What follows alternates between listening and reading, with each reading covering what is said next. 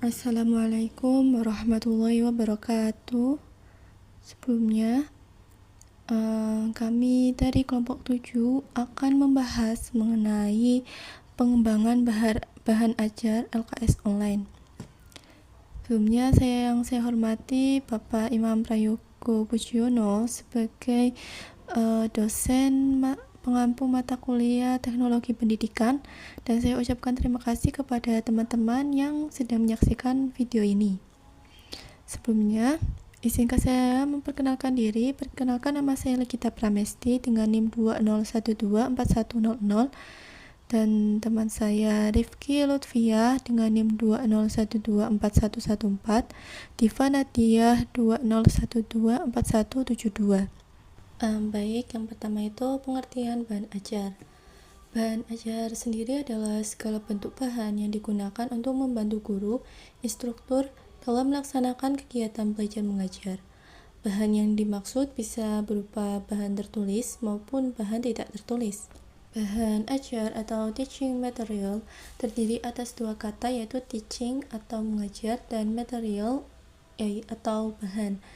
Melaksanakan pengajaran teaching diartikan sebagai proses menciptakan dan mempertahankan suatu lingkungan belajar efektif.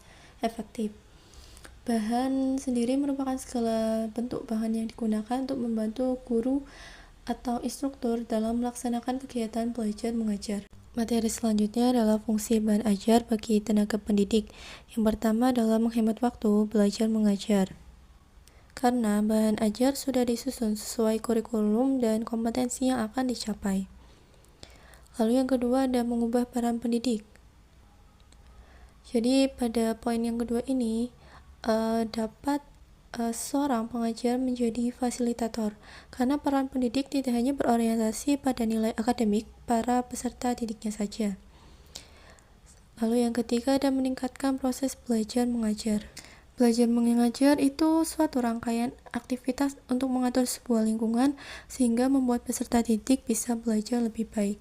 Lalu yang keempat ada pedoman belajar mengajar.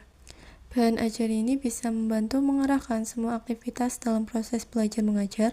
Salah satunya memberikan materi sesuai dengan kompetensi yang perlu diajarkan kepada peserta didik. Lalu yang kelima adalah sebagai alat evaluasi. Evaluasi sendiri itu yaitu pengukuran atau penilaian. Materi yang kedua adalah fungsi bahan ajar bagi peserta didik, yaitu yang pertama ada peserta didik dapat belajar tanpa tenaga pendidik atau peserta didik yang lain. Lalu peserta didik dapat belajar kapan saja dan di mana saja. Peserta didik dapat belajar sesuai kecepatannya.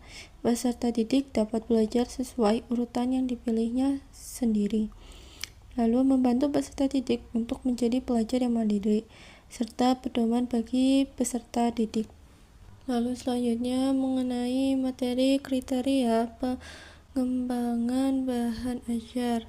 Yang pertamanya itu kriteria tentang isi, berarti isi bahan ajar yang baik harus sesuai dengan tujuan pembelajaran, akurat, mutakhir, komprehensif, cakupan isinya, tepat dalam menyikapi ras dan agama, jenis kelamin, memuat daftar pustaka, senarai, dan indeks. Lalu yang kedua kriteria penyajian, berarti bahan ajar yang baik harus menyajikan materi secara menarik perhatian anak, materi terorganisasi secara sistematis, terdapat petunjuk belajar, mampu mengajak pembaca untuk merespon, berkonsentrasi, gaya bahasa, warna, dan sebagainya. Hal yang ketiga, kriteria tentang ilustrasi, berarti bahan belajar yang baik memuat ilustrasi yang sesuai. Ilustrasi sesuai atau terkait dengan teks, penempatan ilustrasi tepat, ukuran, fokus, dan tampilan seimbang dan serasi. Lalu kriteria unsur pelengkap, bahan ajar yang baik dilengkapi petunjuk dengan teks. Yang kelima, kriteria tentang kualitas fisik, artinya bahan ajar yang baik dicetak dan dijilid dengan baik, kertas yang digunakan bermutu, serta jenis dan ukuran huruf yang digunakan tepat sesuai berkarakteristik peserta didik penggunanya.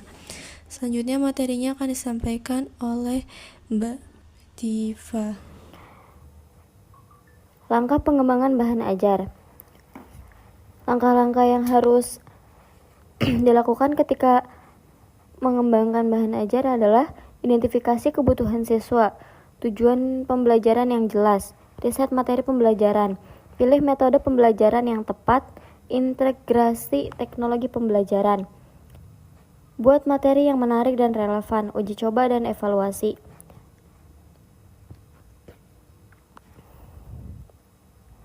Lembar kerja siswa. LKS merupakan lembaran yang berisi informasi, instruksi, dan tugas yang harus dikerjakan oleh siswa dalam proses pembelajaran. Tujuannya adalah untuk membantu siswa memahami materi pelajaran secara lebih mendalam. LKS bisa diartikan lembaran-lembaran yang digunakan peserta didik sebagai pedoman dalam proses pembelajaran, serta berisi tugas yang dikerjakan oleh siswa baik merupakan soal maupun kegiatan yang akan dilakukan peserta didik. Yang selanjutnya yaitu fungsi utama LKS dalam pendidikan. 1. Meminimalkan peran pendidik dan lebih mengaktifkan peserta didik. Jadi maksud adalah guru bukan lagi satu-satunya sumber belajar. LKS atau lembar kerja siswa mendorong siswa untuk belajar mandiri, mencari jawaban sendiri, dan aktif berpikir. Ini sesuai dengan pendekatan student-centered learning. Selanjutnya yaitu mempermudah peserta didik untuk memahami materi yang diberikan. Artinya yaitu LKS biasanya disusun secara sistematis, step by step, ada penjelasan, contoh, dan latihan. Ini membantu siswa memahami konsep pelajaran dengan cara yang lebih terstruktur dan praktis. Yang ketiga yaitu lembar kerja yang ringkas dan kaya juga untuk berlatih. LKS dirancang padat tapi jelas, tidak membingungkan dan langsung ke intinya. Banyak latihan yang melatih keterampilan, bukan hanya teori. Jadi siswa bisa langsung praktik. Yang keempat yaitu memudahkan pelaksanaan pengajaran kepada peserta didik. Yang dimaksud ialah dengan LKS proses mengajar dapat lebih terarah dan efisien karena sudah ada panduan materi dan aktivitas yang bisa langsung dipakai di kelas. Oke, selanjutnya ada tujuan LKS. Yang pertama, memudahkan peserta didik untuk berinteraksi dengan materi yang diberikan. LKS dirancang agar siswa tidak cuma menerima materi secara pasif, tapi aktif berpikir, menjawab pertanyaan, dan menghubungkan materi dengan kehidupan nyata. Ini bikin proses belajar jadi lebih hidup. Yang kedua yaitu menyajikan tugas-tugas yang meningkatkan penguasaan peserta didik terhadap materi yang diberikan. Tugas dalam LKS bukanlah asal-asalan, tapi disusun bertahap untuk memperkuat pemahaman konsep. Jadi siswa nggak cuma tahu, tapi juga bisa mengaplikasikan. Yang ketiga yaitu melatih kemandirian belajar peserta didik. Dengan LKS, siswa dilatih menyelesaikan soal atau aktivitas sendiri tanpa tergantung terus pada guru. Ini penting banget untuk membentuk karakter pembelajar yang mandiri dan bertanggung jawab. Yang keempat yaitu memudahkan pendidik dalam memberikan tugas kepada peserta didik. LKS bikin guru lebih efisien karena semua tugas sudah terstruktur, nggak perlu repot nyiapin tugas satu-satu dan penilaiannya juga lebih mudah karena terarah. Yang selanjutnya yaitu ada bentuk-bentuk LKS. Yang pertama LKS hand-on.